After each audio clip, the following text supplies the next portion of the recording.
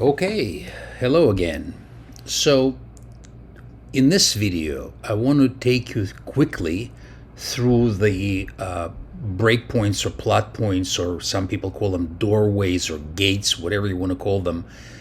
Those are the hinges that connect the acts, okay? And those are the gates or doors through which your main character has to go. And every time the main character goes through that door, something has to happen to his understanding of the world. Otherwise, the door is meaningless. Okay? So let's look at the story paradigms. This is for week 3. And we definitely will, definitely go through this before you start doing your assignment for 4-page treatment. But we'll discuss more of it next week. So let me click on the story paradigm. I included several different paradigms from famous story structure, quote unquote, gurus, right? But let's concentrate on Sid Field's paradigm. It's the simplest one, most basic, and I think it's the most straightforward and the most clear. In Act 1, you set up your character. You introduce the story world, in other words, the arena in which this character operates. You give this character a flaw. You give this character, which is a need, basically, the character has to fulfill. And we'll be discussing all this throughout the entire semester because it sounds straightforward and simple, but it's very difficult to implement properly in the story. It's easy for me to tell you what needs to be done, but it's much, much harder to actually do it. I know it because I teach and write, and I know how difficult. I remember I mentioned the cadaverous and embryonic experience. Well, embryonic experience is much harder than the cadaverous experience. Okay, so then you have the inciting incident. It's something you would have to consider when you're writing your 4-page treatment. The inciting incident is what starts the story. We talked about it before. It comes from the outside, and it starts the story. It's something, Vincent getting into the car, Rocky getting a phone call and called into the office of the manager and said, you want to fight Apollo Creed. Neo getting a call from Morpheus, I believe. I have to rewatch The Matrix, but I think that's the case there. So in Rain Man, Tom Cruise gets the note that his father died. Okay, so anything that starts the story that comes from the outside and that sort of shakes the character out of their regular, ordinary world. Okay, so at the end of Act 1, there's a plot point. And usually at this plot point, the character goes on the journey. Okay? On the journey of self-discovery, most of the time. I know it sounds like a cliche, but it doesn't have to be so on the nose. On the journey to find something or to get something. In mythical stories, it's about bringing the elixir back to the people and healing the community. So, the inciting incident gives your main character the idea that they need to do something for someone or for themselves in order to live a good life. And so, in the 7 basic story points, we talked about a plan. So usually the plan happens right here at the beginning of Act 2. So the doorway into Act 2 is where the character decides to go on the journey. And usually the best movies have characters deciding to go on the journey as opposed to, going on the journey by force or just happens that this is the act break and something else happens. Yes, there are movies like that too. but the best ones have character deciding to go on a journey. When that decision is conscious and clear, the character then goes through this, falls into this rabbit hole and enters another world, quote unquote. Doesn't have to be another world. The journey is different from their ordinary world. Okay?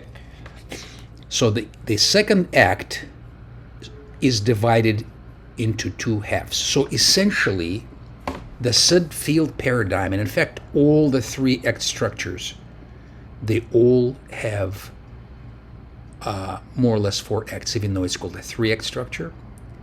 Essentially, it's a four-act structure because the first half and the second half are slightly different in the second act.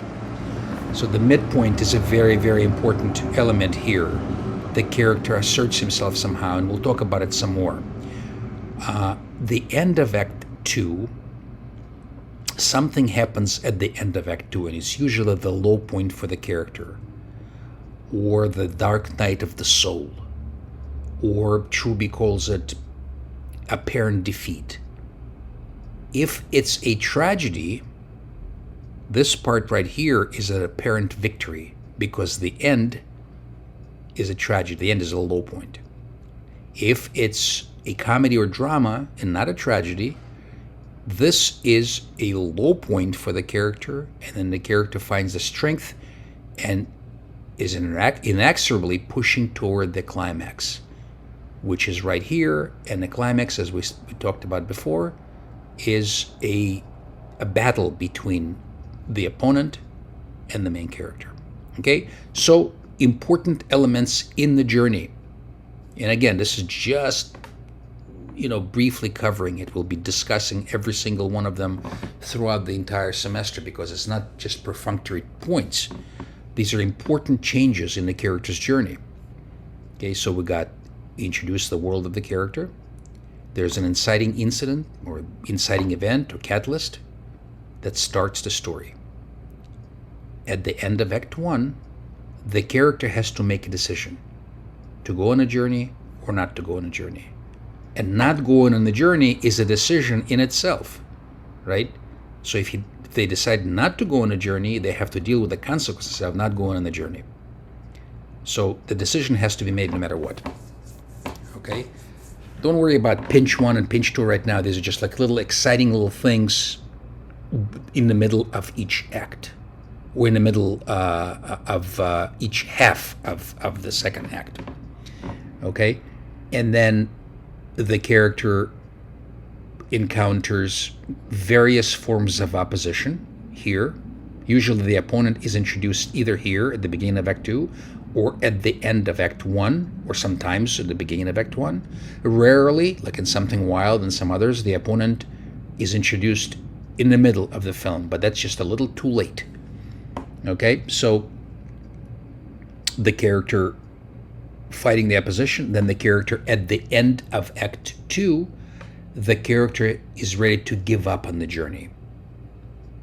Okay, something serious happens that the character says, you know what, I don't want to continue anymore, I'm done. But that, of course, is not all. We all know that. We've seen movies before. We know that the character, even if it's a tragedy, the character will still have to continue into Act 3 and then fight to the death, metaphorically speaking, sometimes not, sometimes literally, but with the opponent. Basically, it's a clash of values. Okay, it's not necessarily physical clash. It's a clash of values most of the time. Okay, so keep this in mind, and definitely read Chapter 3. I said Chapter 4 for the 4-page treatment explains to you how to do it, but Chapter 3 will reintroduce you and refresh your memory about this paradigm, this 3-act structure. Okay, so read Chapter 3 and 4 in Sid Field's The Screenwriter's Workbook, and read all of the, just go back here for a second. You don't have to listen to Sid Field talking. This is just strictly optional. And of course, if you want to read collateral screenplay. It's here. Okay, but the most important thing is to look at the story paradigms, and mostly Sid Field paradigm, and read more on 4-page treatment, and read the chapter in the book, and then write the 4-page treatment, upload it to this assignment page and the discussion page, and view The Good Father.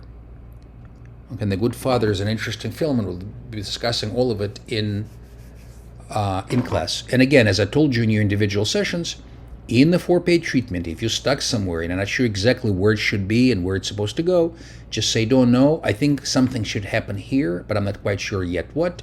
And I'm putting a flag here, or tabling it. Okay, if you have any questions, let me know. Take care.